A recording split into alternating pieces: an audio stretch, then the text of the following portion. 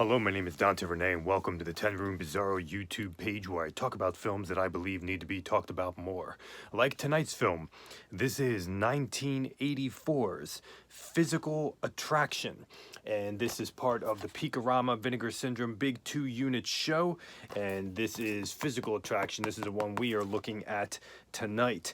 I'm not showing the covers too closely because there is limited nudity in the covers actually. Directed by Richard Mailer. Both of these films have been directed by Richard Mailer, and I'll be looking at classical romance in the future on this YouTube page. But Richard Mailer, it says in the back of this disc, was a prolific and talented, though perpetually obscure director who helmed nearly 100 films over his career. Presented here are two of his later efforts. In this particular case, we are looking at Physical Attraction here, which stars Shannon McCullough, I believe you pronounce it, and we also have Paul Thomas, and there's some other, I'm blanking on her name right now. She's one of the joggers. She's a skinny jogger, but she has been in a bunch of a slew of other films. She always plays like a teen girl type of look, and I'm just blanking right now. But she is also in here. Blanking on her name, but I love her. And we got this really weird girl in here who spends some time upside down. This is her actually. This one weird girl. It's hard to see. Yeah, forget it. But yeah. That's her hanging upside down, and that's her throwing a punch. Let's get into Physical Attraction here, though. Shannon McCullough is definitely the lead of the film, and definitely someone I've always loved. If you love gingers, if you love pale bodies, thick thighs, all of that, you're gonna love you love her already. This is a very, very interesting film in that the music, as usual to me, represents the complexity of the film itself. If we look at the music for the movie, the music has an elegance to it. It has a sophistication to it, mostly. It's predominantly pulling from jazz, but it also pulls from almost sophisticated dinner music or romantic music or dramatic music. But we also have kind of an emphasis on kind of 80s low-budget synthesizer work, which at times can be quite complex and a bit bizarre as well. And it we have lots of pieces of music kind of ebbing and flowing throughout the film. At times it's, kind of more straightforward jazz, and then at other times that morphs into maybe some salsa or something kind of mixing in there. So there are a lot of different elements to the music in here, and there's a ton of music in here. And then of course we also have some funk, some groove music in here as well.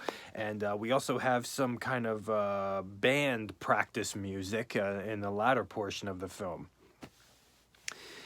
And the film itself, Physical Attraction, from the cover. On the cover, we have Shannon McCullough, topless with weights, and she's working out. And so initially, I'm thinking to myself, oh, this is going to be a workout film. This is going to be like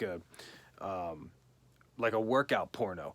And you're watching the film initially, and you're thinking to yourself, wait a second, what is this? This doesn't seem to be that. And we have, in this film, we have the worlds of prostitution and the camaraderie of two friends in the prostitution who work together, and then also a pimp who's very abrasive and violent. We have vengeance and violence. We have the world and the life of a prostitute, and the yearnings of a prostitute for something else, for another life. And there's romance in the film. There's hatred, jealousy. We have aspects of kind of the gritty, edgy, or darker side, you know, with the prostitution, and then we also have like a love story, and then we also have almost like a school story, and with um, what seems to be like a school, like joining like a track team type of deal. And so we have these worlds colliding in this film, and it's really, really interesting. Um, we have stylistically lots of shots of, I would say, the guy on top and seeing, you know, kind of the guy's butt and the girl's, you know, the guy's butthole, the guy's taint, the girl's taint, as he's, you know, pile driving her or whatever. And we have a lot of those shots. Some porn directors will cut off the guy's taint, you know, so you're not seeing, you're just seeing his penis. But in this film, you are seeing both, you know, in the frame, like that there, guy, girl, and lots of focus in the film on fellatio, lots of focus on the film on just vaginas up close. But we also have some very interesting shots in here stylistically of shooting through things, almost like in a Jess Franco type of way, but shooting through the flames of fire in a fireplace, and shooting through, you know, just other objects. It's very interesting, almost done in with an elegance to it. And you can really sense in the film too that Shannon McCullough is enjoying the sex in the movie, because you can see her ejaculate in her scenes, and you know, you really have a sense of that as well. Now, the interesting thing is, who is the viewer for this? How is this marketed? You know, in the porn world, was it marketed to the trench coat people or to couples, or it had it all? There's even a bit of violence in here as well, and drama and darkness, and like I said, romance, and kind of a story of hope as well. Now, the sex scenes, you know, we have one girl that I've never seen before that has absolutely humongous breasts and areolas, and she looks amazing, and her fellatio scenes are amazing. She's amazing at it, her blowjob scenes, and there's a lot of focus on her, actually, and Shannon McCullough in her shorts with her thighs running and her butt in the shorts, absolutely gold. If you're into, you know, thicker thighs, butts in really high running shorts, you're gonna be in ecstasy here. We have some really a couple sex scenes have some real acrobatic type stuff in here. Somebody upside down for the whole sex scene, and just some crazy acrobatic positions for some of the sex scenes.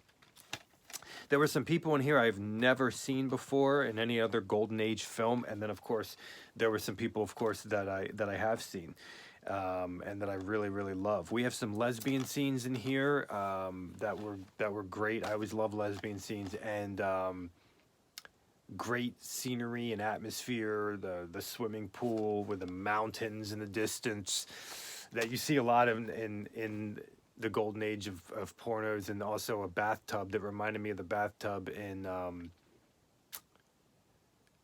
another Golden Age film. It wasn't Nasty Nurses. It was the other one on the Peakorama set that I looked at on this YouTube page, but that dealt with a phone line, like a sex line. If you remember, and you'll remember my video, or you can make a comment here on the page. But so this film, the ending of it is a total mind F. The ending just breaks all the rules, and it's like perplexing the way the film ends. It's really, really interesting, and we got a real interesting cast of characters in here, of people, that some of which just look interesting and like kind of weird. And I love Shannon McCullough. Like, I don't know how many times to say it. There's a great living room in here with this bizarre bed. That's all I can say. And the ending is crazy, though. And the ending actually has an amazing sex scene.